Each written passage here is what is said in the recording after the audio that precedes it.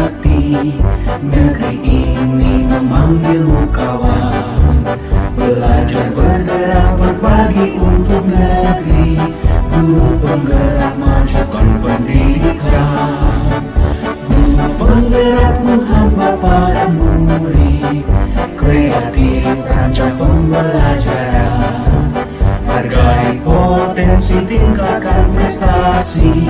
Lahirkan profil pelajar Pancasila.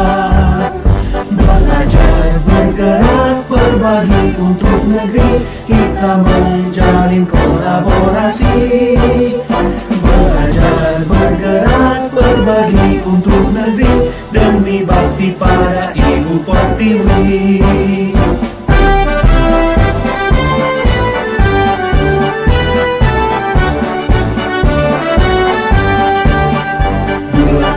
Tekad, kuatkan hati. Negeri ini memanggilmu kawan. Belajar bergerak berbagi untuk negeri. Guru penggerak majukan pendidikan. Guru penggerak menghamba pada murid. Kreatif rancang pembelajaran. Hargai potensi, tingkatkan prestasi. Lahirkan profil pelajar Pancasila. Belajar bergerak berbagi untuk negeri. Kita menjalin kolaborasi. Belajar bergerak berbagi untuk negeri. Demi bakti pada Ibu Pertiwi. Belajar bergerak berbagi untuk negeri. Kita menjalin kolaborasi. Belajar bergerak berbagi untuk negeri. Demi bakti pada Ibu Pertiwi. Demi bakti pada Ibu Pertiwi.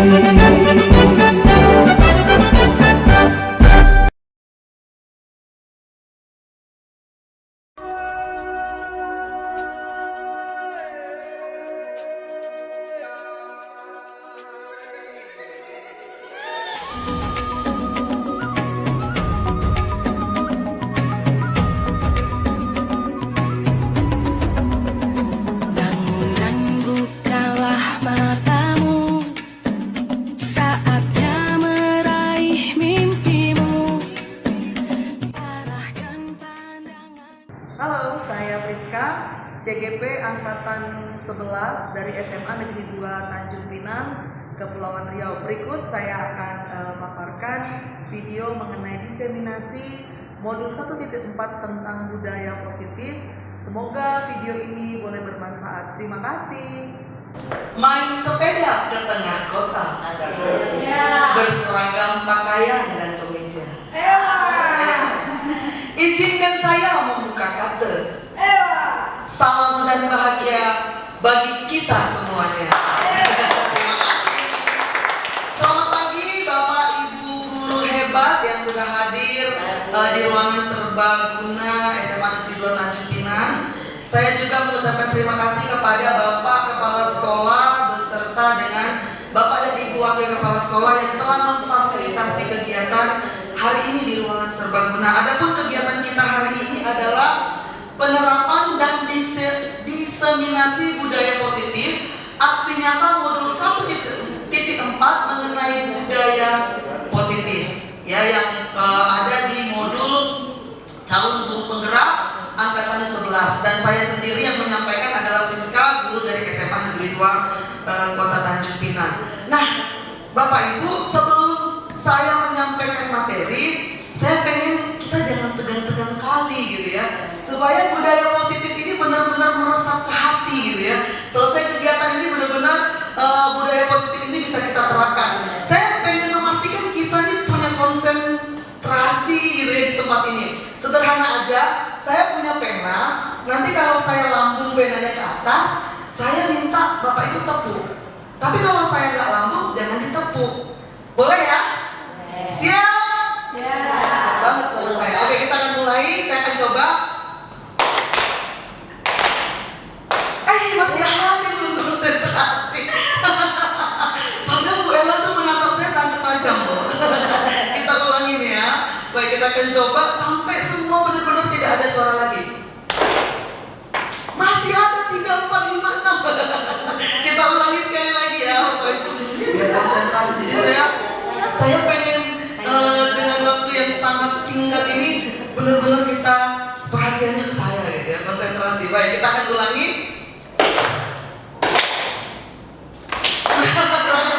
Karena nangkapnya di atas. Tepuk tangan dong buat kita semuanya. Luar biasa, terima kasih buat kerjasamanya. Baik, selanjutnya next, ini yang bawah saya harus ingat. Oke.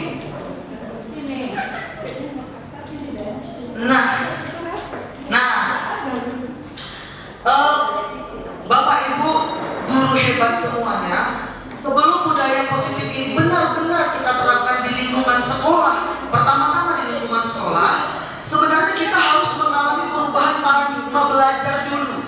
Ya, kalau kita sudah punya paradigma belajar yang positif, paradigma belajar yang sama, maka saya percaya budaya positif itu bisa dilakukan. Dari kurikulum merdeka, paradigma apa sih yang ingin dihasilkan? Paradigma guru-guru seperti apa yang diinginkan oleh kurikulum merdeka belajar ini? Yaitu paradigma yang disampaikan oleh filosofi ajaran Ki Hajar Dewantara. Ya, filosofi yang disampaikan oleh Ki Hajar Dewantara, bahwa guru itu ibarat seorang petani yang menyemai bibit jagung, kemudian hanya menyiapkan lahan, merawat, menyiram, dan memupuk agar jagung tumbuh secara maksimal. Maksudnya begini, Bapak Ibu, ketika seorang petani menanam bibit jagung, kira-kira dia mengharapkan apa yang akan dipanen? Jagung atau padi? Jagung dong. Bagaimana supaya jagungnya bisa tumbuh dengan baik? Maka dia akan menyiapkan lahan yang subur, dia akan merawatnya dengan baik, dia akan menyiapkan pupuk terbaik, dia akan menyiram. Harapannya jagungnya tumbuh subur, jagungnya tumbuh besar, jagungnya menjadi jagung yang terbaik. Nah, Ki Hajar Dewantara berkata, seorang guru itu diibaratkan seperti seorang petani, ya, mengandung maksud seorang guru mengusahakan kelas, sekolah menjadi lingkungan yang menyenangkan, menjaga dan melindungi agar karakter murid tumbuh dengan baik dan sesuai kodratnya. Artinya begini, setiap murid itu unik, mereka punya kodratnya masing-masing, ya. Mereka sudah diciptakan oleh Tuhan, mereka ini punya kodrat. Mereka akan jadi seperti apa? Kita guru tidak bisa merubah kodratnya, sama seperti petani tidak bisa merubah bibit jagung menjadi padi. Seorang guru pun tidak bisa merubah kodrat anak. Supaya anak bertumbuh dengan baik, supaya anak bertumbuh maksimal dengan kodratnya, maka yang perlu dilakukan oleh seorang guru adalah menyediakan lingkungan belajar yang menyenangkan, ya, menjaga dan melindungi karakter anak, supaya anak benar-benar bisa bertumbuh maksimal dengan keunikannya masing-masing. Inilah paradigma belajar yang ingin diharapkan diterima, didapatkan oleh setiap guru dari kurikulum Merdeka Mengajar. Nah, kalau kita sudah sepakat dengan ini, kita lanjut. Bagaimana budaya positif itu bisa dilaksanakan? Nah, harus ada yang namanya disiplin positif. Disiplin positif itu apa? Ada 4 yang saya tampilkan di sini. Pertama, disiplin positif itu muncul dari motivasi internal yang kuat. Bapak Ibu, ada miskonsepsi yang mengatakan bahwa disiplin positif itu tidak ada hukuman. Ini miskonsepsi. Budaya positif gak boleh ada hukuman, Bu. Kalau hukuman itu bukan budaya positif. Anak itu tidak boleh dihukum. Ini miskonsepsi menurut saya. Jadi disiplin muncul dari motivasi internal yang kuat dari anak. Jadi ketika anak melaksanakan hukumannya, konsekuensinya, disiplinnya, itu lahir dari dirinya. Itulah namanya disiplin positif, ya. Jadi bukan berarti budaya positif tidak ada disiplin, ada, tapi disiplin yang lahir dari dirinya, ya, yang muncul dari motivasi internal. Kalau saya lakukan ini, konsekuensinya ini, dan dia menyadari itu yang namanya disiplin positif. Yang kedua, disiplin positif itu menggali potensi diri menuju sebuah tujuan yang bermakna. Jadi guru menjadi fasilitator untuk menggali potensi diri anak menuju sebuah tujuan yang bermakna. Yang ketiga, disiplin positif itu tujuannya mengontrol diri, menguasai diri untuk memilih sesuai dengan tindak, sesuai dengan nilai-nilai kebajikan universal. Jadi anak mengontrol dirinya dengan nilai-nilai kebajikan universal. Kalau bicara tentang nilai-nilai kebajikan universal, banyak ya Bapak Ibu. Ada nggak Bapak Ibu bisa kasih contoh nilai kebajikan universal itu apa? Nilai kebaikan yang diakui oleh agama apapun mengakui nilai itu. Ras apapun di muka bumi mengakui nilai itu, menjunjung nilai itu. Itu namanya nilai universal. Misalnya, tahu Pak? Menghormati. Tuh. Itu salah satu nilai kebajikan universal. Ada lagi mungkin yang benar Bu, kejujuran. Mau agama apapun, mau latar belakang apapun menjunjung nilai kejujuran. Itu namanya nilai universal, nilai kebajikan universal. Jadi disiplin positif mengharapkan anak mampu mengontrol dirinya untuk memilih tindakannya sesuai dengan kebajikan universal. Selanjutnya disiplin positif adalah nilai kebajikan universal yang kita terapkan dalam lingkungan sekolah, tentunya nilai yang terdapat dalam profil pelajar Pancasila. Ada 6 ya, supaya anak benar-benar ingat, bahkan kita nyanyikan belajar Pancasila. Gimana Bu? Beriman dan bertakwa. Nah, ya ada 6 nilai universal. Nah, disiplin positif, budaya positif itu akan terjadi ketika disiplin positif ini dijalankan. Selanjutnya budaya positif akan terjadi ketika manusia punya motivasi yang benar. Ini teori motivasi. Ada 3 alasan motivasi manusia dalam melakukan sesuatu. Menurut Diane Goshen dalam bukunya Restructuring School Discipline. Ya. Yang pertama, kenapa orang melakukan sesuatu? Supaya dia tidak dihukum, menghindari ketidaknyamanan. Saya nggak terlambat ke sekolah supaya saya nggak dapat hukuman. Nah, itu motivasi pertama. Yang kedua, mendapatkan imbalan atau penghargaan dari orang lain. Jadi saya belajar supaya saya dapat. Saya ingat, saya bagi pengalaman sedikit waktu saya zaman sekolah dulu. Satu nilai itu dihargai uang sama bapak saya. Jadi kalau satu semester, kalau nilai kamu 9, kamu duitnya 10.000 gitu. Jadi kalau udah bagi rapat saya hitung, saya pulang saya akan dapat duit berapa. Nilai 9 sekian, nilai 8 sekian, nilai 7 sekian, gitu ya. Ini salah satu motivasi orang melakukan sesuatu untuk mendapatkan imbalan atau penghargaan. Nah, motivasi yang terbaik itu adalah motivasi yang terakhir, menjadi orang yang diinginkan dan menghargai diri sendiri dengan nilai-nilai yang dipercaya. Jadi dia rajin belajar bukan karena supaya dihargai, bukan supaya dia tidak dihukum, tetapi dia menghargai dirinya. Aku ini pelajar dan aku berharga. Dengan belajarnya aku menjadi orang yang berharga. Nah, seperti ini yang kita harapkan muncul di dalam diri anak supaya budaya positif itu terjadi. Selanjutnya, nah ini simpulan tentang teori motivasi. Berdasarkan ketiga alasan tersebut, tindakan pendisiplinan dengan melakukan hukuman atau memberikan imbalan disebut dengan motivasi eksternal, motivasi yang berasal dari luar diri. Dan hal tersebut tidak akan bertahan lama, Bapak Ibu.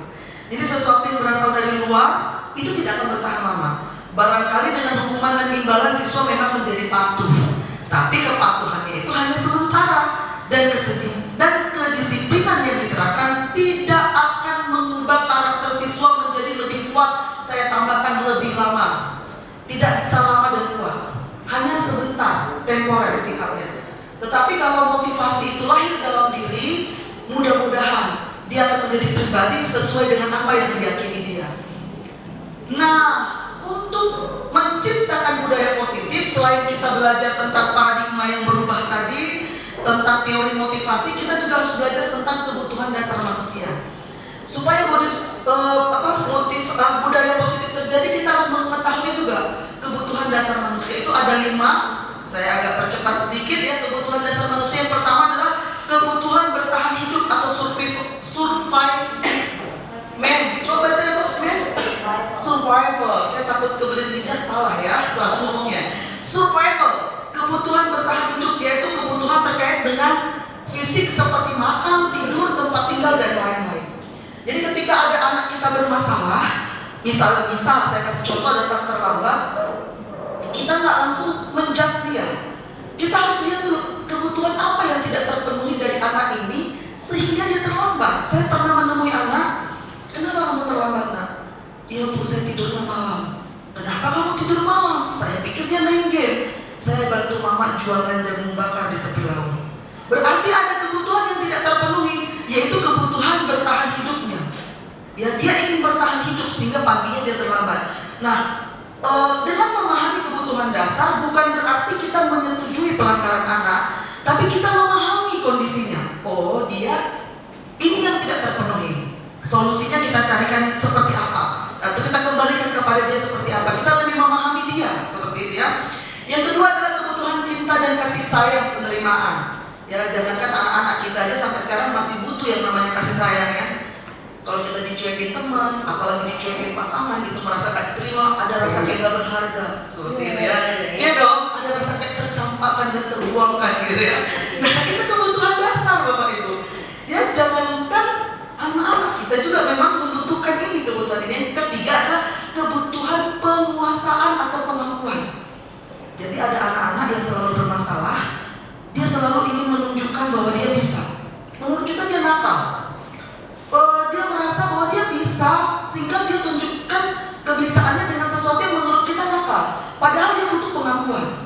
Misal dia berbuat, misal hal itu dia menyapu, gitu ya. Dia sengaja tunggu kita dulu, kita lewat baru dia sapu. Tapi kita nggak pernah bilang terima kasih ya, kamu rajin sekali. Sehingga akhirnya dia membuat hal-hal lain supaya dia diakui hebat. Nah, kebutuhan akan pengakuan atau penguasaan. Kita perlu mengakui bahwa anak itu memang ya bentuk pujian juga pengakuan, gitu ya. Ada yang namanya juga kebutuhan kebebasan. Ya, ada yang namanya kebutuhan akan kesenangan. Nah, kebutuhan kebebasan ini saya juga punya cerita sedikit. Saya punya anak perempuan itu suka bergaya. Satu kali dia pergi ke pesta, dari awal sampai akhir dia tidak happy. Bapaknya tanya kenapa, dia diam aja. Bapaknya gali-gali, akhirnya dia bilang gini, saya dipaksa mama pakai baju ini, padahal saya tak suka baju ini. Jadi sepanjang hari itu dia mutung, mukanya jelek gitu ya. Nah, kebutuhan akan kebebasan tak terpenuhi sehingga ada masalah trouble di dalam dirinya. Nah, selanjutnya, bagaimana budaya positif itu bisa dilaksanakan? Kita harus mengerti yang namanya posisi kontrol guru, ya. Posisi kontrol. Nah, ini saya lanjut di sini aja. Posisi kontrol itu ada 5. Untuk budaya positif bisa tercipta di sekolah, kita harus mengerti mengenai posisi kontrol. Yang pertama itu adalah posisi kontrol penghukum, kedua pembuat rasa bersalah, 3 teman, 4 pemantau, dan 5 manajer. Saya akan menampilkan beberapa kalimat-kalimat yang menggambarkan posisi kontrol. Nanti kita akan menilai diri kita ini ada di mana gitu ya. Nah, ini penghukum. Seorang penghukum biasanya menggunakan hukuman fisik maupun verbal. Jadi kata-kata juga itu penghukum. Memanglah kamu ini malas. Itu menghukum juga Bapak Ibu, tapi verbal gitu ya. Orang-orang yang menjalankan posisi penghukum senantiasa mengatakan bahwa sekolah memerlukan sistem atau alat yang tepat, lebih menekan kepada murid lebih dalam lagi. Kita langsung masuk ke kalimatnya aja biar lebih pas ya. Biasanya seorang penghukum akan sering menggunakan kalimat ini: patuhi peraturan saya, atau awas, nanti nilaimu gitu ya. Awas, nanti nilaimu gitu ya. Lalu kemudian ada kalimat yang sering diucapkan oleh seorang penghukum, guru dalam posisi penghukum: kamu selalu aja salah. Kapan sih kamu benarnya? Salah terus gitu ya. Baru ada kalimat yang sering diungkapkan oleh seorang guru dalam posisi penghukum: selalu, pasti selalu yang terakhir selesaikan, udah ibu juga gitu ya. Ini kalimat yang sering diucapkan. Lalu kemudian kita akan lihat ada pembuat rasa bersalah. Nah, pembuat rasa bersalah, pada posisi ini biasanya guru akan bersuara lebih lembut. Pembuat rasa bersalah akan menggunakan keheningan kayak di kuburan. Ya, membuat orang lain merasa nggak nyaman, bersalah atau rendah diri. Ini contoh kata-katanya nih. Ibu sangat kecewa sekali sama kamu. Lembut kan? Kecewa. Berapa kali Bapak harus beritahu kamu ya kan? Jadi anak itu benar-benar rasa tertutup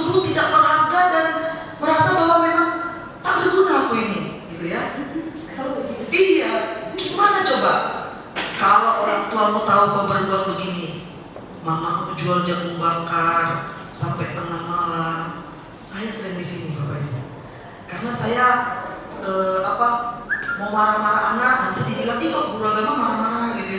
Jadi saya cari aman, saya sering di sini. Saya nggak marah-marah, suaranya lembut tapi nusuk gitu, ya. Sehingga anak-anak kadang-kadang nangis, saya bingung nih nangis menyesal atau nangis karena salah saya. Itu yang sering saya lakukan sebelum saya mengerti tentang materi ini. Yang ketiga adalah posisi teman. Kata-katanya kita langsung aja ke kata-katanya. Nah ini posisi teman, biasanya dia akan menggunakan kalimat-kalimat persuasif seperti ini. Ayo bantulah, demi Bapak kamu berubah. Demi Bapak loh, berubahlah kamu, gitu ya. Sehingga seringkali dalam posisi teman, anak-anak menganggap bahwa hanya gurunya ini yang mengerti dia, yang lain enggak. Sehingga dia lebih mau mendengarkan kata-kata guru itu aja, yang lain enggak. Sebenarnya niat guru itu tidak bermaksud begitu ya, tapi dengan memposisikan diri sebagai teman, itulah yang terjadi terhadap anak. Ayolah bantu Bapak, demi Bapak. Ayo, ingat tidak bantuan Bapak selama ini? Bapak udah banyak bantu loh, berubahlah. Masa Bapak udah banyak bantu kamu masih gini aja. Nah, ini kalimat yang sering juga. Ya sudah, kali ini nggak apa-apa. Nanti ibu bereskan. Ya, kamu kali ini, kamu kenapa? Terlambat ya? Oke, nggak apa-apa. Nanti dia ngomong sama tiket. Nggak apa-apa. Nah, itu berulang, gitu ya. Nggak apa-apa, masuk aja, gitu ya. Nah, ini posisi teman, gitu ya. Membantu, namanya teman kan, membantu. Nah, ini ada juga hal negatif dari posisi teman. Bila suatu saat guru tersebut tidak membantu, maka murid akan kecewa dan berkata, saya pikir Bapak itu teman saya. Karena kan nggak selalu dong kita ngikutin apa maunya dia gitu ya.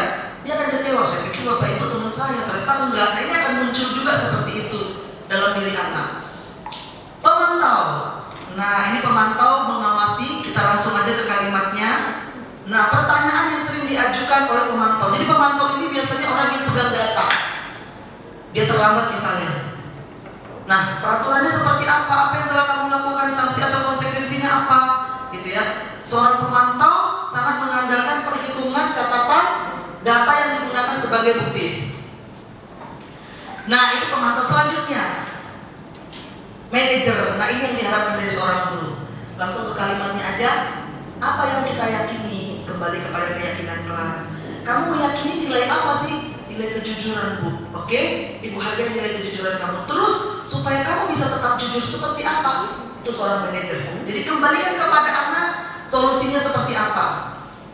Nah, posisi kontrol yang terbaik adalah posisi manajer. Sudah, kita lanjut. Keyakinan kelas. Keyakinan kelas mengandung nilai-nilai kebajikan universal yang disepakati secara tersirat atau tersurat. Keyakinan kelas bersifat lebih abstrak daripada peraturan yang lebih rinci dan konkret. Ya, biasanya kalau peraturan namanya peraturan bisa ada kata jangan, misalnya jangan buang sampah sembarangan. Ya kan, itu peraturan.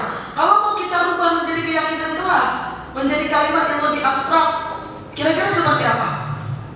Jangan membuang sampah sembarangan. Kalau keyakinan kelasnya, jagalah kebersihan. Nah, seperti itu. Buanglah sampah pada tempatnya. Ya. Selanjutnya, next keyakinan kelas, tak usah panjang di sini. Kita akan lihat langsung. Nah, ini contoh keyakinan kelas.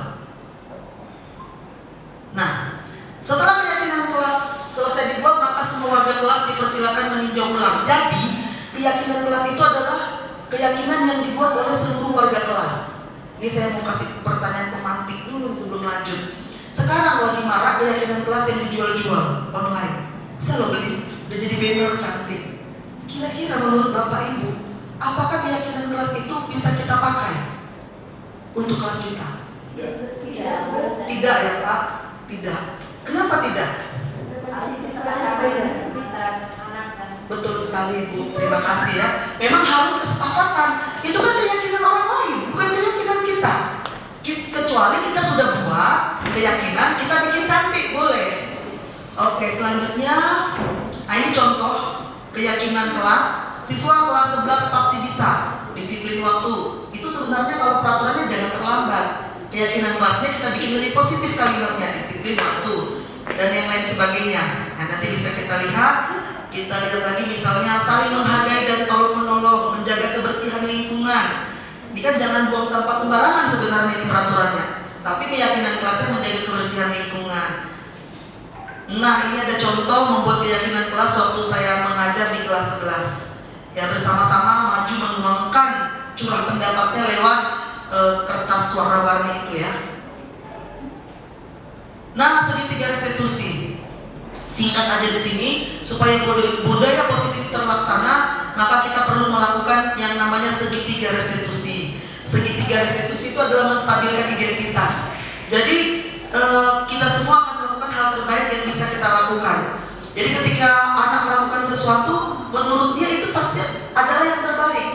Misalnya ada kasus saya, anak-anak marah di kelas. Menurut dia balik tanya kepada saya, kalau saya marah Bu, karena saya diejek, salah nggak saya? Gitu ya. Dia balik tanya kepada saya. Ya kita coba menstabilkan identitas dia. Kita semua akan melakukan hal yang terbaik yang bisa kita lakukan. Ya kalau ibu di posisi kamu, ibu juga pasti marah karena diejek. Itu menstabilkan identitas.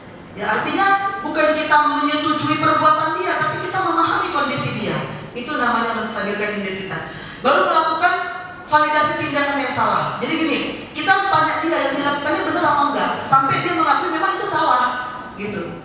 Ya jadi kalau kamu marah-marah, memang kalau ibu di posisi kamu juga ibu pasti marah. Tapi dengan menendang kursi, memukul meja, bagus nggak sih tindakan kamu? Dia pasti akan bilang, iya nggak bagus Bu, validasi tindakan yang salah. Baru kemudian menanyakan tentang keyakinan kelas. Keyakinan kelas apa yang sudah kamu langgar? Seperti itu. Lalu kemudian kita minta dia mencari solusi. Apa solusinya supaya kamu tidak marah-marah lagi lain kali? Kalau kamu diejek sama temenmu, lain kali apa yang kamu lakukan? Ini saya punya contoh video, tapi mungkin saya nggak tayangkan. Mufli dia marah-marah di kelas gara-gara diejek. Kenapa kamu? Bagaimana supaya kamu tidak melakukan lagi? Dia bilang kalau nanti saya misalnya diejek lagi, saya akan lapor kepada bapak atau ibu. Itu solusi yang diambil oleh Mufli. Nah, sampai pada slide yang terakhir. Ya, demikian presentasi saya tentang penerapan budaya positif di sekolah saya nih. Saya buka ruang pertanyaan bagi kita. Mungkin 2 pertanyaan boleh mewakili teman-teman, silakan. Ada yang mau bertanya? Boleh angkat tangan, raise hand. Oh silakan ibu. Ibu siapa Bu? Izin. Mungkin boleh berdiri. Baiklah, terima kasih. Saya Bu Dewi akan memberikan suatu pertanyaan yang pernah saya alami sendiri sebagai wali kelas. Kalau kita lihat permasalahan yang ada itu kan, misalnya dengan permasalahannya sudah kita restitusi. Ternyata di balik masalah itu ada keterlibatan orang tua. Misal ada kasus pernah saya hadapi dengan siswa itu, kenapa dia tidak mau sekolah? Ternyata alasan pertama dia tidak punya baju seragam. Setelah saya datangi apa penyebab baju seragam, rupanya ahli keluarganya tidak mampu. Harus ini bukan sekolah sebelum saya. Jadi saya menghadap ke kepala sekolah, ternyata alasan anak itu tidak sekolah karena malu diajak teman karena belum dapat baju seragam. Lalu saya minta bagaimana kebijakan sekolah, yang penting anak ini bisa sekolah. Akhirnya alhamdulillah sekolah memberikan baju seragam ke siswa tersebut. Akhirnya siswa tersebut sekolah. Lalu seminggu kemudian, lebih kurang seminggu, dia tidak masuk lagi. Dia tidak masuk. Lalu saya tanya lagi masalahnya apa, saya datangin ke rumahnya, ternyata lagi tidur. Saya tersentuh di sana. Kenapa anak ini tidak punya baju seragam? Ternyata keadaannya sangat memprihatinkan. Maaf saja, zaman sekarang rumah, istilahnya dikatakan rumah minimal untuk anak perempuan itu jendelanya saja ditutup sama kain. Karena jendela kaca, jendela yang lepas satu-satu lepas karena nggak sanggup dibeli oleh orang tuanya, ditutup pakai kain. Lalu saya tanya lagi, oke, dengan keadaan seperti itu kita tahan. Mungkin di keadaan orang tuanya yang tapi mungkin dia tak pilih, tapi memang dibutuhkan untuk dia. Jadi saya motivasi lah bagaimana keadaannya kalau keadaan seperti ini kamu tidak sekolah, dengan harapan apa kamu rajin, mudah-mudahan apa yang dihadapi orang tua tidak terlalu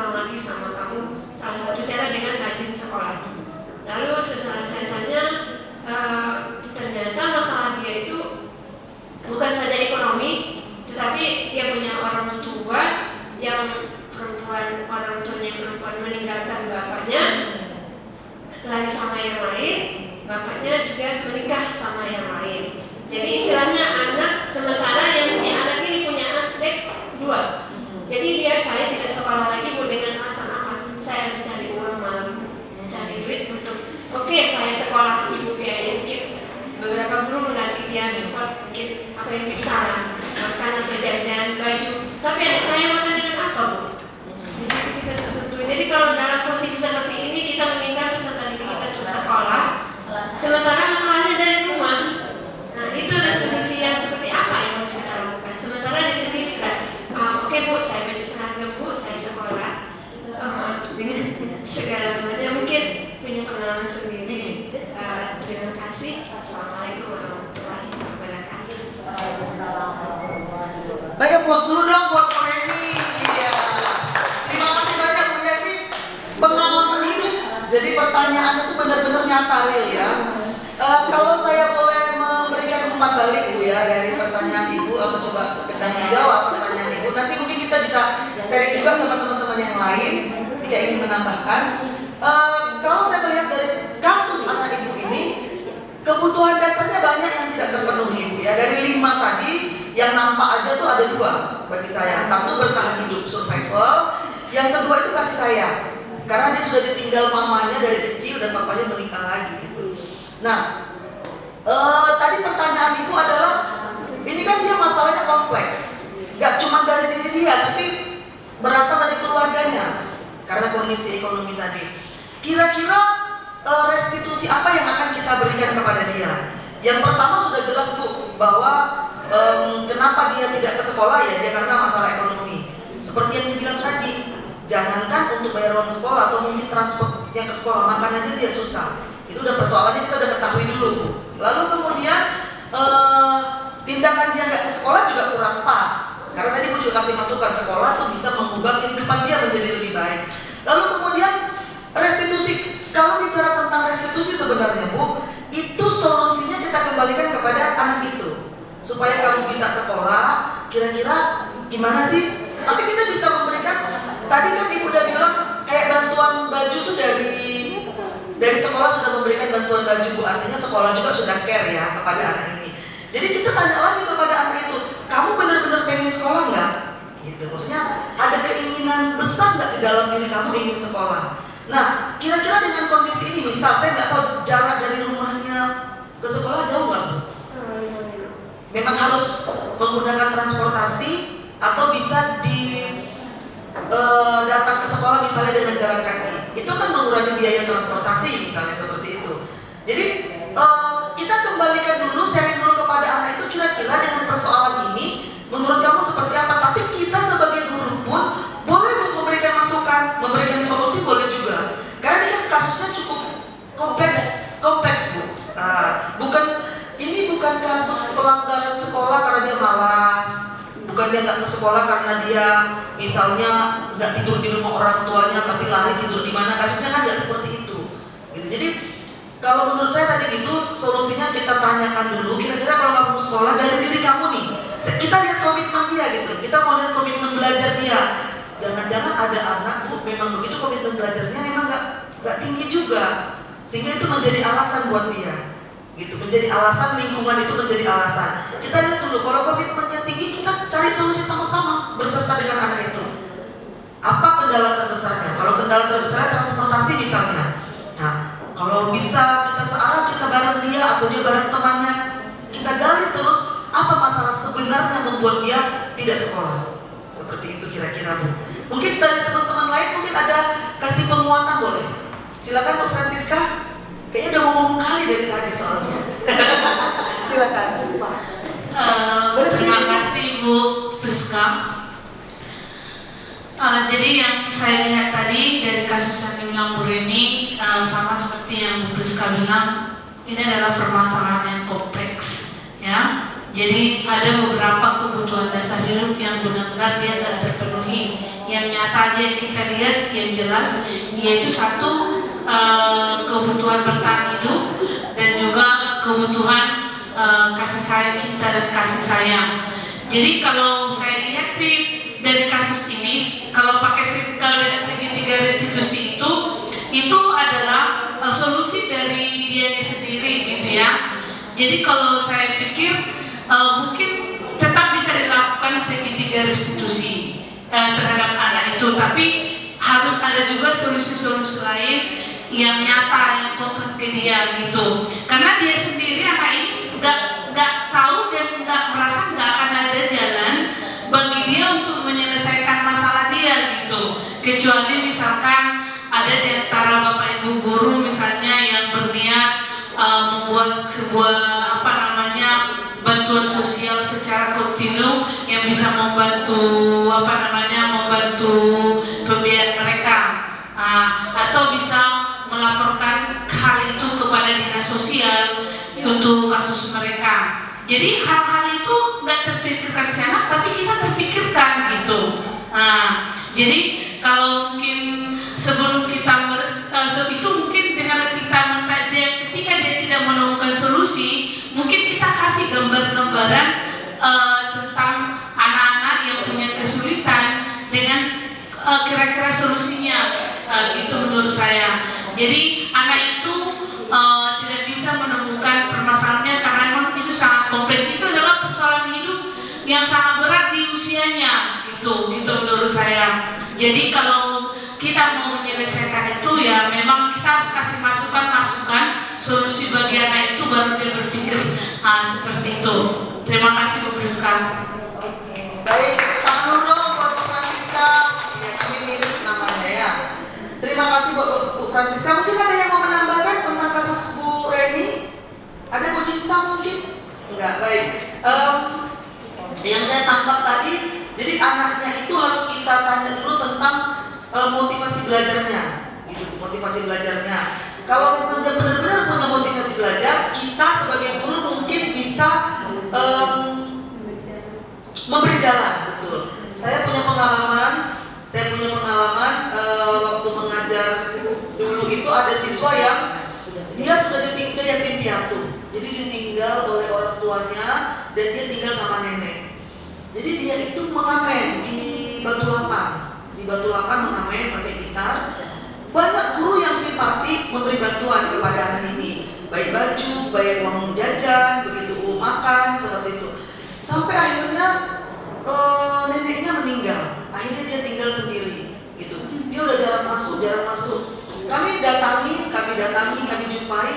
Memang dari dalam anak ini sudah nggak mau lagi belajar. Sudah berapa kali kami tanya, sudah coba berbagai cara, sudah berbagai banyak nasihat disampaikan tentang pentingnya belajar, dan bahkan kita bilang nggak usah pikirin uang sekolah. Sekolah sendiri sudah memberikan ini, nggak usah bayar lah anak ini karena memang kondisi tinggal sebatang kara. Yatim piatu, neneknya satu-satunya meninggal, dan dari diri sendiri memang dia nggak mau sekolah lagi.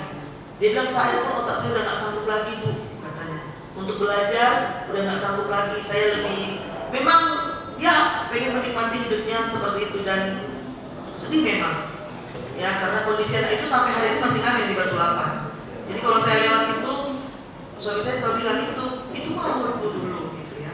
Jadi memang kita tanya dulu ke anak itu, apakah benar-benar memang dia punya keinginan tinggi. Kalau dia punya keinginan tinggi untuk sekolah, kita sebagai guru memberikan solusi seperti yang Bu Francisca bilang yang tidak terpikirkan oleh dia gitu. Baik, silakan Bu Mardiasi. Baik Bu, terima kasih.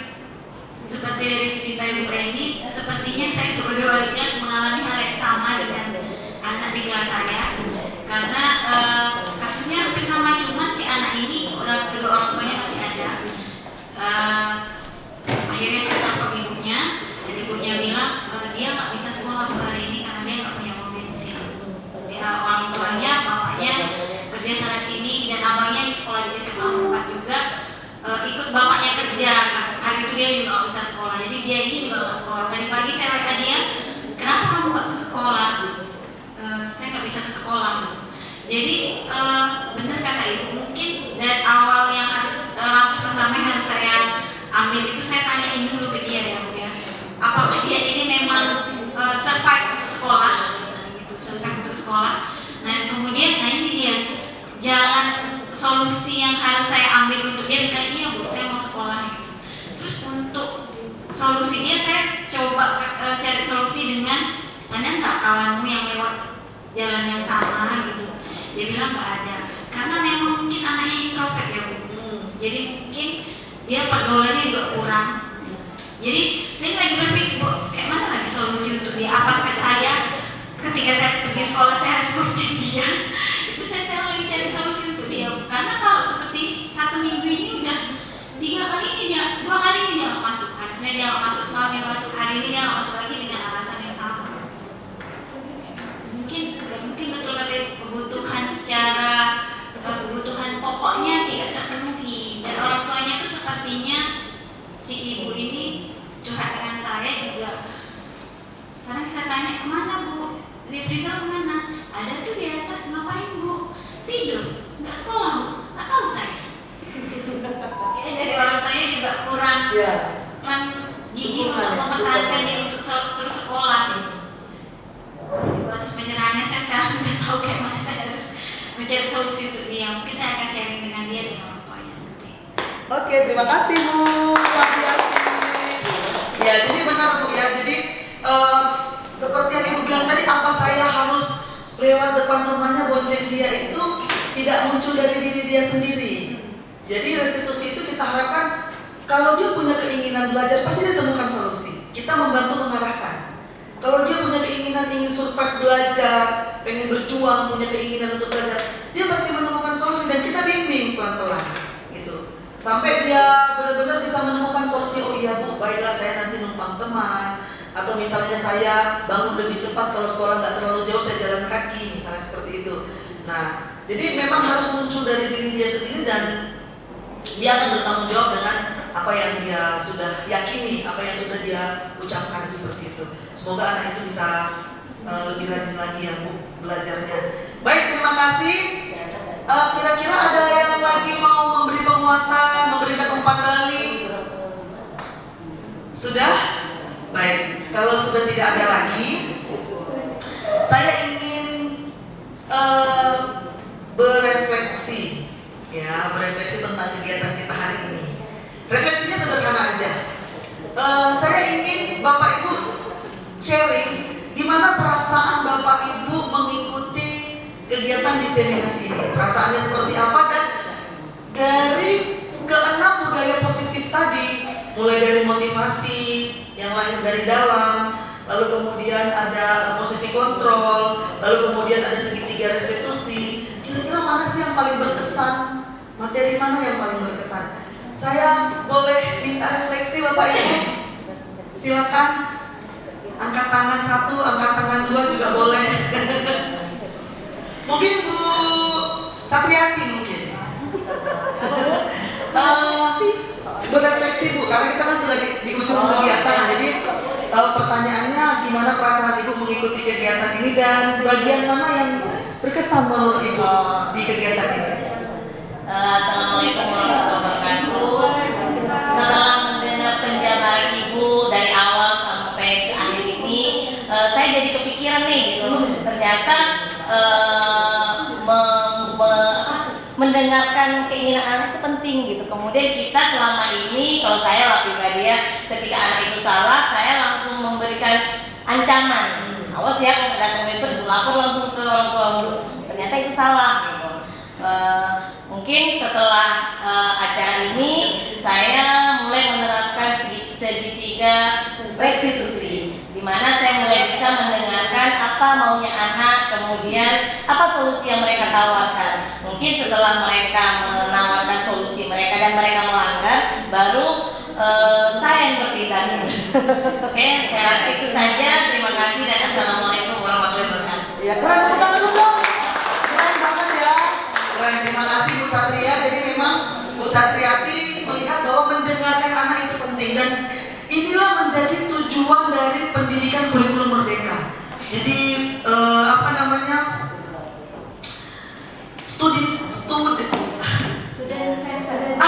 itu dia students center ya. Jadi pembelajaran yang berpusat kepada murid. Jadi murid itu dalam pembelajaran harus merasa dihargai, harus merasa didengarkan supaya keluar semua apa yang isi hatinya. Tapi kalau dalam belajar aja dia merasa tertekan, nggak nyaman, lihat gurunya aja udah pengen kabur, ya dia nggak akan bisa maksimal untuk menerima lingkungan pembelajaran. Jadi bagaimana kita membuat anak itu nyaman di kelas? Itulah tujuan dari kurikulum merdeka ini. Makanya metode apapun boleh dipakai. Yang penting anak itu bisa nyaman belajar, anak itu bisa merdeka dalam belajar. Terima kasih buat refleksinya Ibu. Mungkin ada yang mau berefleksi lagi Bu Ella? Silakan Bu, mau berefleksi satu lagi sebelum kita akhiri kegiatan ini. Ya, silakan. Boleh berdiri, boleh.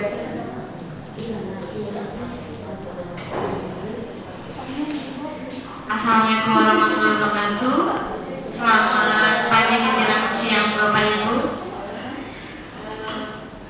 Dengan adanya contoh-contoh yang biasa bahasa sehari-hari, kita lebih kayak PDKT ya sama murid. Jadi kalau misalnya ada apa-apa jangan langsung kayak mengejas, gitu. Jangan langsung marah gitu. Tapi lebih ke PDKT-nya itu lebih ke tanya dulu, kan?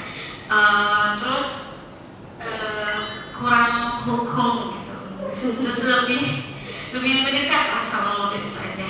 Terima kasih ya, Terima kasih.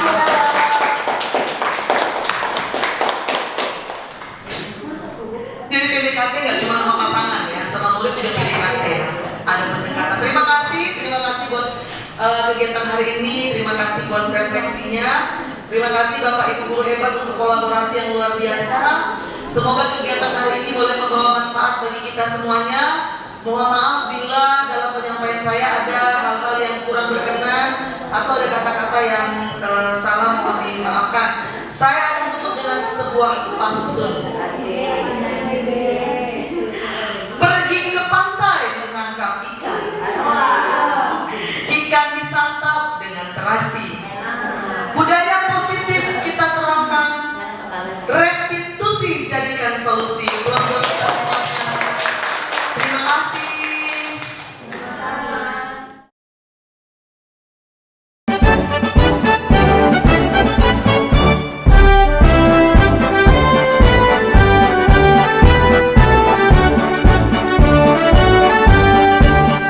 Bulatkan tekad, kuatkan hati.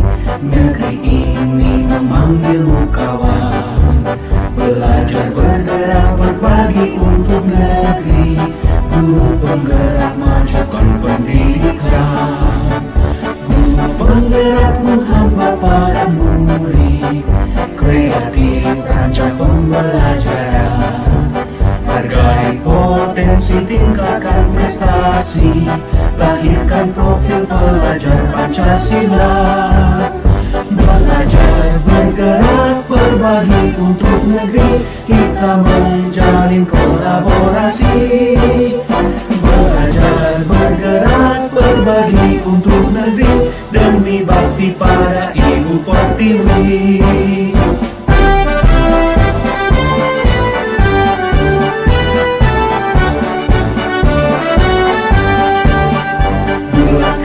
Tekad, kuatkan hati. Negeri ini memanggilmu kawan. Belajar bergerak berbagi untuk negeri. Guru penggerak majukan pendidikan. Guru penggerak menghamba pada murid. Kreatif rancang pembelajaran. Hargai potensi, tingkatkan prestasi. Lahirkan profil pelajar Pancasila. Belajar bergerak berbagi untuk negeri. Kita menjalin kolaborasi. Belajar bergerak berbagi untuk negeri. Demi bakti pada Ibu Pertiwi. Belajar bergerak berbagi untuk negeri. Kita menjalin kolaborasi. Belajar bergerak berbagi untuk negeri. Demi bakti pada Ibu Pertiwi. Demi bakti pada Ibu Pertiwi.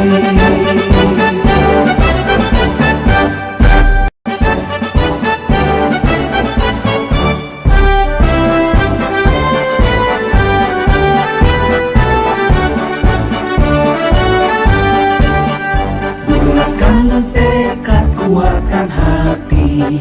Negeri ini memanggilmu kawan.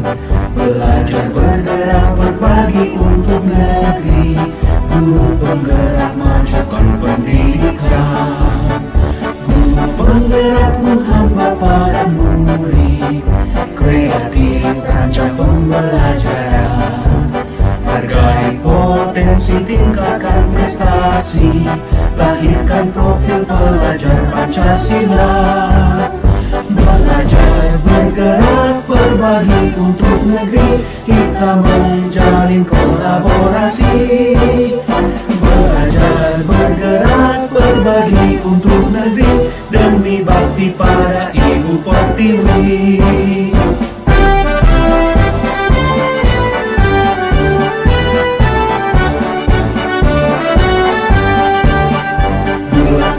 Tekad, kuatkan hati, negeri ini memanggilmu kawan. Belajar, bergerak, berbagi untuk negeri, guru penggerak, majukan pendidikan. Guru penggerak menghamba pada murid, kreatif rancang pembelajaran. Hargai potensi, tingkatkan prestasi, lahirkan profil pelajar Pancasila. Belajar, bergerak, berbagi untuk negeri, kita menjalin kolaborasi. Belajar, bergerak, berbagi untuk negeri, demi bakti pada Ibu Pertiwi. Belajar, bergerak, berbagi untuk negeri, kita menjalin kolaborasi. Belajar, bergerak, berbagi untuk negeri, demi bakti pada Ibu Pertiwi. Demi bakti pada Ibu Pertiwi.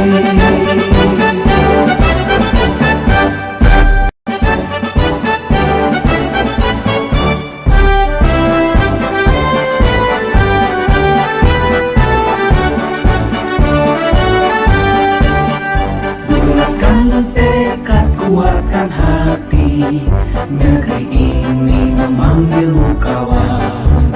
Belajar, bergerak, berbagi untuk negeri, guru penggerak, majukan pendidikan.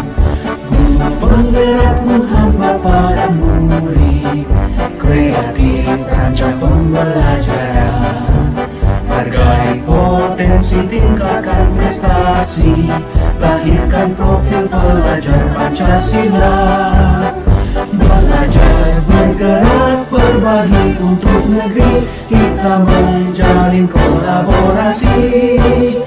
Belajar, bergerak, berbagi untuk negeri, demi bakti pada Ibu Pertiwi.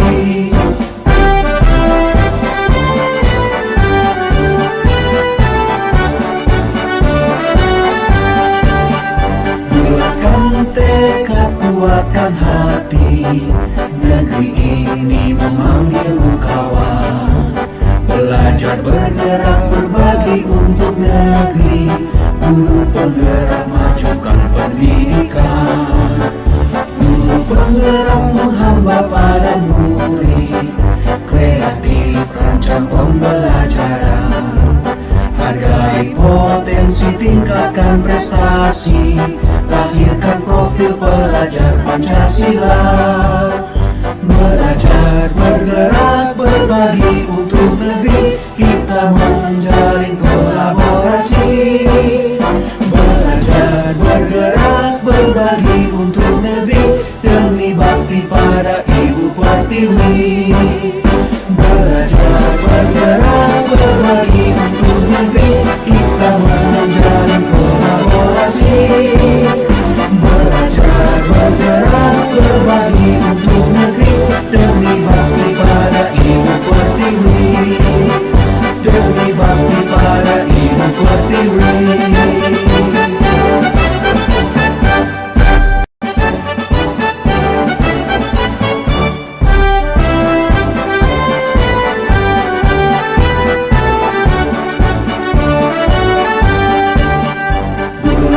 Tekad, kuatkan hati, negeri ini memanggilmu kawan.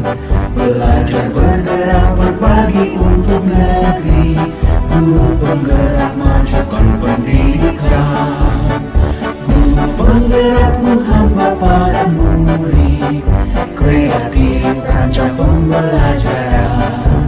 Hargai potensi, tingkatkan prestasi, lahirkan profil pelajar Pancasila. Belajar, bergerak, berbagi untuk negeri, kita menjalin kolaborasi. Belajar, bergerak, berbagi untuk negeri, demi bakti pada Ibu Pertiwi.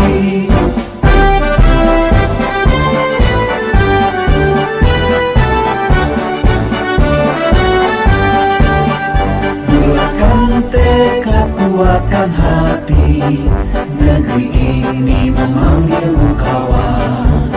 Belajar, bergerak, berbagi untuk negeri, guru penggerak, majukan pendidikan. Guru penggerak menghamba pada murid, kreatif rancang pembelajaran. Hargai potensi, tingkatkan prestasi, lahirkan profil pelajar Pancasila. Belajar, bergerak, berbagi untuk negeri, kita menjalin kolaborasi. Belajar, bergerak, berbagi untuk negeri, demi bakti pada Ibu Pertiwi. Belajar, bergerak, berbagi untuk negeri, kita menjalin kolaborasi. Belajar, bergerak, berbagi untuk negeri, demi bakti pada Ibu Pertiwi. Demi bakti pada Ibu Pertiwi.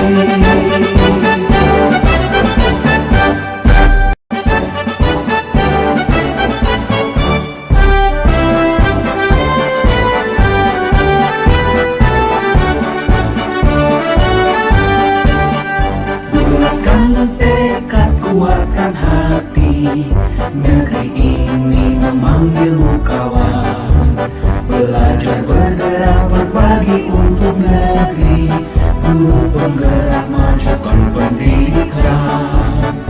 Guru penggerak menghamba pada murid, kreatif rancang pembelajaran. Hargai potensi, tingkatkan prestasi, lahirkan profil pelajar Pancasila. Belajar, bergerak, berbagi untuk negeri, kita menjalin kolaborasi. Belajar, bergerak, berbagi untuk negeri, demi bakti pada Ibu Pertiwi.